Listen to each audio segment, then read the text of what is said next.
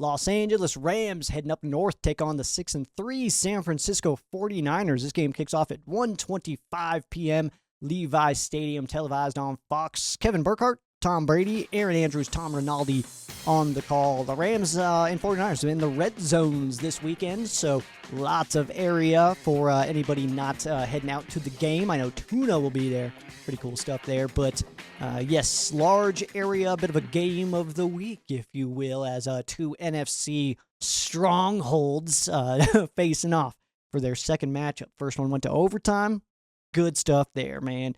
For you bettors out there, Rams are minus 3.5, minus 190 on the money line. The over-under 50.5. So the books have this game sitting about 28-24 in favor of the Rams. So pretty cool news there. Let's get into our Pants Picks, the game that is sweeping the nation. Everybody's so excited about it. Your mom plays. I don't know why you don't. But this week, Rams will be rocking the white jerseys. And Rams House pointed out to me that the Rams have not ever worn sole pants when playing the Niners, which I would have to confirm. I just took his word for it and just ran with it. But I'm going sole pants while everybody else going royal. So I might have another week where everybody else gets it right and I get it wrong, which is very cool. We'll see. Pants Picks, tough game, dude. It's tough out. It's ruthless, dude. There's nothing more ruthless than Pants Picks. I don't make the rules. History of this matchup, this is the 154th all-time meeting between these two. San Francisco leads the all-time series 79-71-3. San Francisco won earlier this year, October 2nd, and that was a 26-23 win in overtime for the Niners. Before that, the Rams had won the previous 3 versus San Fran, and this is a series that goes all the way back to 1950. October 1st, 1950 was the first game between these two, and the Rams in that first initial stretch in the first couple years, won 5 of the first 6 against the Niners. I did mention the Niners did beat the Rams earlier this year. That was a tough one, mainly because also the Rams defense, I think, started just too slow. Too conservative, a little too slow, as the Niners were able to march all the way down the field the first 2 drives and score touchdowns, and that kind of just, the Rams had a hard time kind of taking over after that. So as long as that can, be okay, then I feel decent. I don't know what that means, but I feel okay though. So the NFC West, they have 3 teams right now fighting for top seeding right now. The Rams play the 2 others in the next 2 weeks, so definitely tough stretch here. And then after that is a game against the Bucs. But game 1 of a bit of a stretch that will show us exactly who this Rams team is. As like I said, San Fran, and then home against the Seahawks, and then home against the Buccaneers. That's a Sunday night football game. They're giving away Aaron Donald bobbleheads. One to be at, for sure. But then it's Carolina and in Arizona. And I mention those because it's like Carolina is actually playing some pretty decent football right now. And Arizona, anything can happen, against Arizona. The Rams actually got smoked in Arizona last year. So take that, and then the Detroit, and then heading to Seattle. So it doesn't really get easier for the Rams, but you almost don't want it to. You know what I mean? Like, you don't want a bunch of easy games, because then, first of all, you get a bunch of internet people being like, they're not even playing anybody. But then you also just don't really know what you're going to look like when the real action begins, which is, we're in real action, but like the real action, Like, we get preseason, the real season, and then the real season, You get it. My hockey fans know exactly what I'm talking about here. So, but by week 16, we'll be able to confidently say who we are. Confidently say who we are, no matter what direction that is. I feel like we're confident right now, after a couple of big wins, but this next stretch is truly going to tell us everything. And I think it really is until week 16. So from week 10 to week 16, it's a little bit of a gauntlet. Again, that's San Fran, Seattle, Tampa Bay, Carolina, Arizona, Detroit, Seattle. That's a stretch, man. That is a heck of a stretch there. And then you wrap up against a couple of birds. You get the Falcons and then the Cardinals one last time. Falcons, too. That's a Raheem Morris-led team. It's not like these are going to be easy games the rest of the way out. In fact, I don't really think that there is an easy game the rest of the way out, because you can even look at the Arizona Cardinals and be like, well, it's a division game. You never know. They get frustrated out there, too, in Arizona, man. So you never know. Before San Fran, they are battling injuries just about everywhere. They did trade for outside linebacker Keon White But the overall vibe that I get is that from the 49ers fan base is that they're disappointed in the lack of moves. They've been dealt a lot of injuries so far this season. A lot of gentlemen, sitting on IR and in street clothes during football games. And I think that overall the fan base is a little bit frustrated that they didn't make more moves, that they decided Keon White, and then it's like, okay, but we've got our guys here. And it's like, yeah, but you're missing so many. A bunch of guys are out. So obviously that's tough. And I know the jokes about like they're sacrificing everybody else so that CMC can remain healthy. I'm just saying, dude, I don't know if it's only week 10. I understand that. But also that's a lot of wear and tear they're putting on that dude. And he's coming off of some tough injuries to maintain. I think as we get into November and December football, we're going to start to see the impacts. So far we haven't, but it's been nice. It's been, warm weather and in domes and stuff like that early season. You haven't just been absolutely just, curb stomped yet all season like a running back gets. So I think it will catch up, but also I don't hope injuries on anybody or anything, but they're using him so much, man. They're Steven Jacksoning him right now, and I'm just not sure how sustainable that is. Steven Jackson, obviously, more than 10K career yards, all that stuff, was a very, very good player for a very, very long time, but also didn't have the level of injuries that CMC is already dealing with. So there's that part. Teams like the Rams and the Seahawks are healthier at this point of the season, though, and putting the Niners in kind of a tough spot as we head into the later months. Bucks, Seahawks, Rams, all teams that are healthier than the 49ers, who they're trying to overcome right now because the 49ers are sitting behind all these teams. So that's just a tough spot to be in. And I think it kind of starts this week with the Rams shutting that down. And just, if the Rams can win this game, then obviously you get a division opponent to 4 losses, but also yourself with a division win, which the Rams do not have so far this year. So we're looking for one of those. But that's a tough spot to be in, man, with that many injuries for the 49ers heading into the back end of the season here. Let's take a look at some connections here. We have some former Rams who are currently on the 49ers. I just got the one. Wide receiver Demarcus Robinson. I loved D-Rob when he spent his time with the Rams, but now he's a Niner, so he's dead to us. I don't make the rules. And then Jimmy G sitting on the Rams side, of course, as this game's not played at SoFi, but he remembers SoFi so well. I want to talk trash. He's like our guy now. So I don't know what to say. You know what I mean? It was fun, though. It was fun. When he wasn't our guy, it was fun seeing AD throw him to the ground, man. Traven Howard with the pick. That was the best tackle of, what was it? Greg Gaines. Greg Gaines' career was his best tackle of his career, man. Tackling Traven Howard so that they would just close the game out, dude. Don't do anything fancy here. Go down. Yeah, that was Greg Gaines all over him. I love that. Let's take a look at the matchup here. Rams offense going against that Niners defense. Rams offense is 7th in the league, putting up about 380 a game. And the Niners sitting pretty middle of the pack. They're giving up about 340 a game, 15th in the league. Passing the football, Rams best in the NFL, 258 a game. And defending the pass, the Niners are 20th. Running the football, the Rams put up about 112 a game. That's 18th in the league, and the Niners give up about 109, middle of the road there. Average points being put up about 26 for the Rams, is tied for 8th, and the Niners give up about 21, tied for 9th. Third down conversions, Rams get 39.6 of them. That's tied for 15th, so near middle of the road there. The Niners give up 39.3, so pretty close there. That's 18th in the NFL. Some notes here on the offensive stuff as far as some stats go. Matthew Stafford is currently 5th in the league in passing yards, but 1st in yards per game average. There's the 4 others ahead of Stafford just haven't had their bye week. That's how math works. I did that myself. That's pretty cool stuff. There are 32 other quarterbacks in the NFL right now who have thrown more interceptions than Matthew Stafford. Absolutely love to see that. And only 7 of those 32 have more pass attempts than Matthew Stafford. So you're doing math there. 25 that Matthew Stafford has thrown more attempts than, and they've thrown more interceptions. He's absolutely killing it, man. Let's see, 25 quarterbacks have been sacked more than Matthew Stafford. Only 5 of those 25 have more pass attempts. Matthew Stafford has the 3rd lowest interception percentage. Kyron Williams is 11th in the league in rushing, 9th in yards per game right now, and 5 of the 10 ahead of Kyron have already had their bye week. So looking pretty good there as well for K-Dub. Kyron Williams has the 3rd most rushing first downs in the league, 75th in the league for the longest run.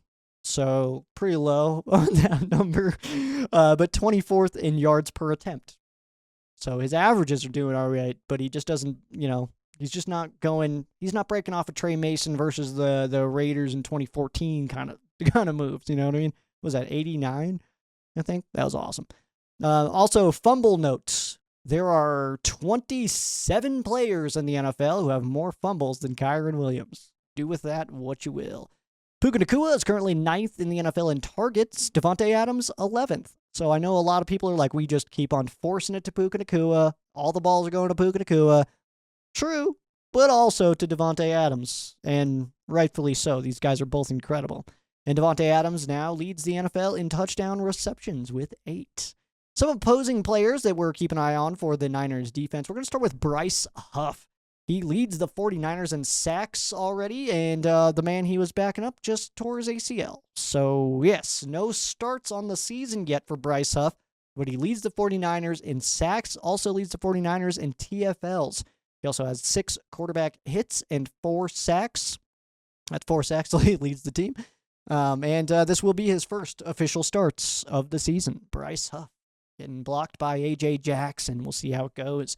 Next up, linebacker D. Winters leads the 49ers in combined and solo tackles. And with Warner being out for the season, tragic injury there. That was brutal, man. Absolutely brutal injury from Warner. But a lot has fallen on some of the other guys who have been around, such as D. Winters. We know that name. He's been with the Niners for a bit. If the Niners are going to be contenders, it feels like D. Winters makes some plays, So we'll see how that shakes. And then last up here, we'll go with the defensive back, CB, Diamador Lenore. The only player on the 49ers with an interception. He's just got the one. That's all they've got all year. But he gets in on a lot of tackles and can certainly impact the play. So obviously, I imagine that he will follow Devontae, similar to how they did it last time these teams played.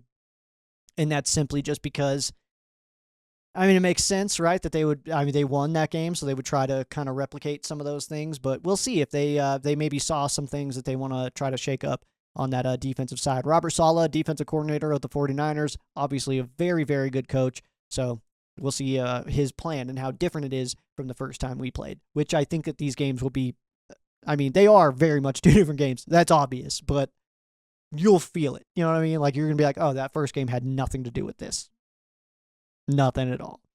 3 to C on, actually, let's go with the best one-on-one for the Rams offense versus that Niners defense. I'm going to give it to Bryce Huff versus A.J. Jackson, man. So Bryce Huff getting his first start of the season, even as a backup, has done extremely well rushing the passer for the San Francisco 49ers, but we got the brick wall over there, A.J. Jackson, man. So that's going to be a fun matchup to watch this week. That's one of those that I'll kind of just, as I'm watching everything unfold, that's kind of like a little bit where I'm paying attention this week is A.J. Jackson blocking Bryce Huff. 3 to C for the Rams offensive side. We're going to start with the wide receiver Devontae Adams, officially the red zone threat that we were told he would be for the LA Rams. Absolutely love to see it, but it's like for real now. Like, we knew it was coming because we knew that Devontae Adams entering the season, incredible player, incredible wide receiver, Hall of Famer, and then it just didn't feel like it was really clicking. He's way up on targets, but I mentioned the targets, but he's also pretty low on the receptions and stuff like that. No dramatic difference there, but that does seem to be evening out just a little bit. So Devontae Adams, our red zone threats, and he's pretty damn good at it, dude. It's crazy. Those fades, I don't think that I can remember a time in between now and watching Torrey Holt and Isaac Bruce where we could just hit a freaking fade, dude, from the 2, and it just felt so good. It felt like it was going to happen. It's been a while. Because we were trying to do this stuff with, Brian Quick. And I don't know if I need to tell you or not, but Devontae Adams is a little bit better. And it's been very fun to watch. Next up, Kyron Williams, K-Dub, off of a big performance, over 100 yards rushing, and punched in his court-mandated touchdown of in the fourth quarter. He's required to get one a game. I don't make the rules, and it ended up being in the fourth this time. Lots of reps to Blake as well, but K-Dub still very much the main man and does seem to be finding a bit of a rhythm right now, which is good stuff. In the first game against the 49ers, the Rams only had 16 rush attempts, so obviously we hope to see a little bit of a different game plan out of the Rams offense coming into this week. And last up here, I'm going to give it to Terrence Ferguson, T-Ferg. The Rams revealed guest this week. Killer. I absolutely love Rams Revealed. That's probably my favorite piece of content that the Rams, publish on a weekly basis. But to learn more about Terrence Ferguson, where he's come from, his motivations, I think was very cool. I think we kind of understand a little bit of the physical abilities of a Terrence Ferguson, but to see what keeps him going and to talk about his family, to talk about his dad, his brothers, his mom, and just, how they all just like stuck together and stuff like that through all that craziness. It's not my story to tell. I recommend you check out Rams Revealed if you haven't already. I think is absolutely incredible, man. So the motivation for him to obviously do well and just, be a good person and player. And then also in some years here, in a few years, to be able to negotiate a second NFL contract.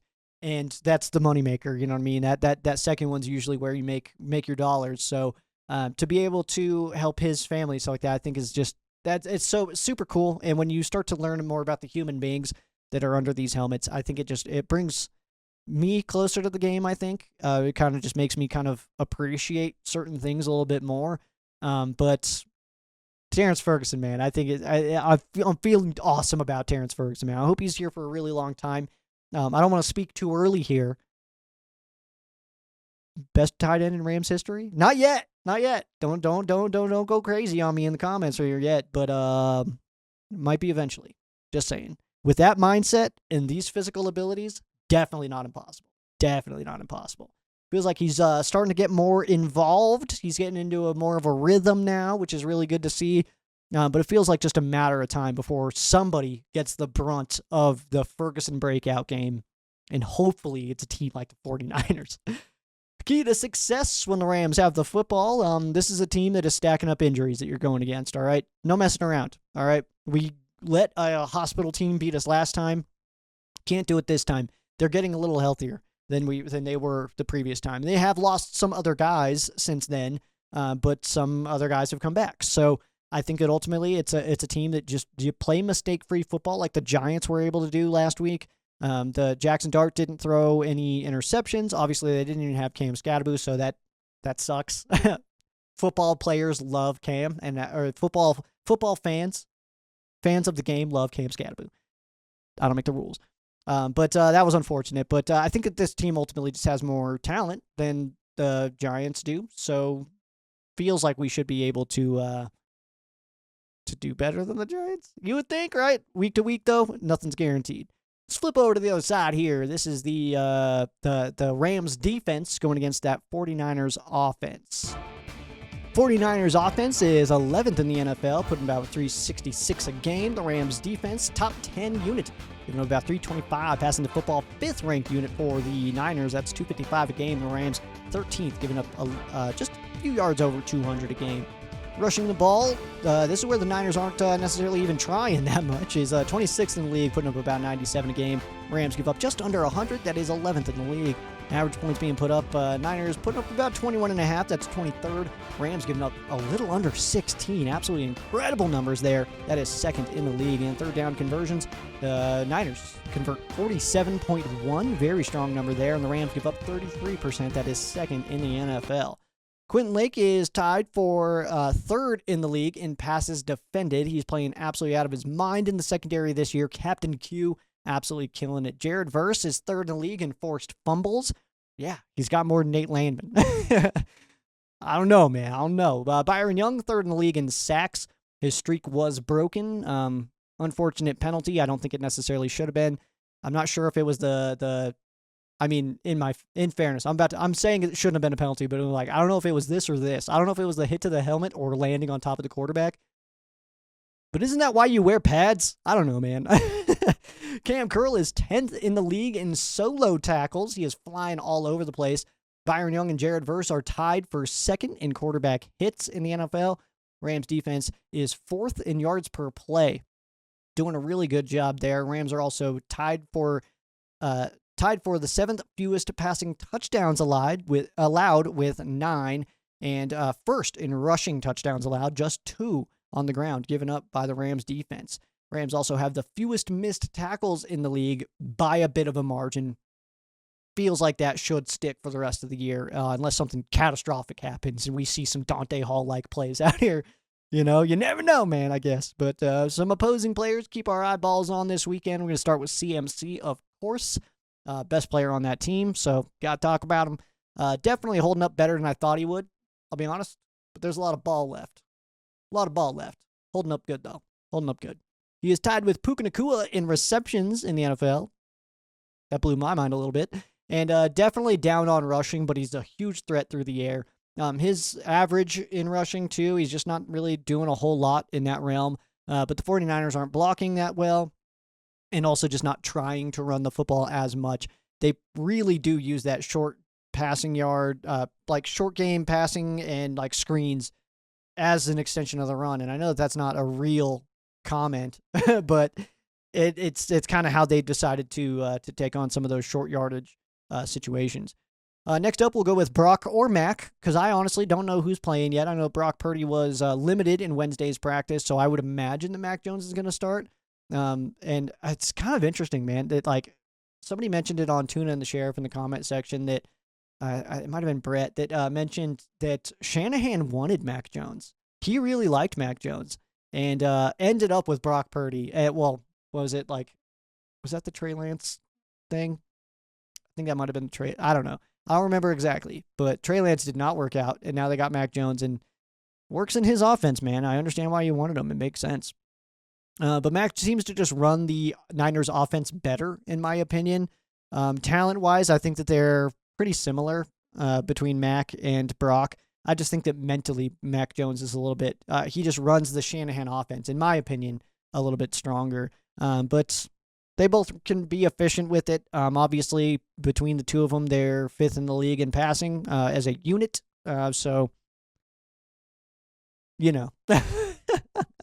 And next up here, we're going to go Colton McKivitz, right tackle. Colton is responsible for slowing down Byron Young after his streak was broken. All right. And I'm not sure that Byron is a see red kind of guy based on like missing out on his streak or anything like that. But after one sack performance last year out of the entire unit, the Rams defense might fly a little bit under the radar this week. McKivitz, though, will get his fair share of reps against Verse as well, but his main duty will be BY, and I'm definitely watching that one, man. I think the BY is going to get McKivitz a couple of times there. Best one-on-one here, I'm going to give it to Q Lake, Captain Q, and George Kittle. I love this matchup here. Kittle only has 100 yards on the season, but we Rams fans know that really doesn't mean a whole lot. He could certainly go off at any point, but Q is going to get his reps on the tight end, and Q also a little bit different swag since he got that interception, man. He just walks a little different. So I'm expecting some big things from him as the rest of the season goes on. Speaking of, our first of the three to see is going to be Captain Q, Quentin Lake. As one of the best in the league right now at defending the pass. And in the first matchup, the Rams definitely struggled to slow down Mac Jones and that passing attack. But Lake is having what I would consider his best career season, and a big game against a big rival. Damn near mandatory if we're going to be talking about this as a killer year for Q Lake, right? Kendrick Bourne last time around had 142 receiving yards in the first game, but surely get a little bit more eyeballs, but that was like easily his best performance, and he hasn't really done a whole ton since then, so maybe it's a versus the Rams kind of thing. I'm not totally sure. Next up, Jared Verse. So easy to put Verse on these lists, man, I'm telling you. Rams only had one sack on Jones in the first matchup, but this also could be like that was the game that Jared Verse started to get in there, you know what I mean? He started breaking through a little bit. He had 5 quarterback hits in that first meeting, and it's just rude out of Jared. It's also incredible, man. So hopefully the sacks are notching up this week. But the Niners in their quick passing game, that's, get your hands up too. And I'm looking for Jared Verse to be able to maybe pull one of those plays that, who was it that did that to Spencer Rattler? Just kind of was able to tip it out of the air and then catch it himself. Absolutely awesome. And last on our 3 to see, we'll give it to linebacker Nate Landman. Seems to be in on most tackles this season. Dude is everywhere. At the end of every play, it's like, oh, there's Landman. He's in there. He's in the pile. But he'll be responsible, at least on some occasions, for making sure that CMC isn't killing us through the air. So there's that. Another punch-out this week could be happening. This is my impression of Nate Landman. That's my impression of Kyler Murray's. My impression of Nate Landman is, you get it. Key to success when the Rams are on defense is going to be just don't let the game start like it did last time. Start faster. Start more aggressive than you did in the first meeting, man, because the Niners were able to go down first 2 drives, put the ball into the end zone, so they were up 14 points there. Obviously, the Rams were still able to do their damage, but going down by letting them score 14 points in the first quarter, that's not where you want to be, That's not where you want to be sitting in halftime trying to figure this out, especially because Shanahan and McVay, it's like their brains are damn near one. So it's very difficult to outsmart them. So it does come down to execution a lot of times between these games when it comes to the Rams and the 49ers. The Niners had their stretch. The Rams are kind of what I would consider in their stretch of kind of handling this matchup. As again, they won the previous 3 outside of the one earlier this year, and then you take away, I mean, you can't because they happened, but if you removed those first 2 drives of the 49ers, Rams kind of beat them up a little bit. So maybe I'm just being a homer, and I'm okay with that. Yeah, that's where we're sitting, man. That's going to be my key to success there is just start a little stronger on defense. Don't let them just march down on you to start the game, especially we're on the road now. We were at home last time, so now we're on the road, and just got to be able to quiet that Levi Stadium crowd down in the most boring stadium in the NFL. What is going on up there, dude? That is so boring, so basic. And maybe I'm a homer there as well. And that's also, I mean, in fairness, I get it, Niners fans. If Levi Stadium was my home field, I would also try to go to SoFi as often as possible. I get it, dude. I get it. No blame. No blame in here, man.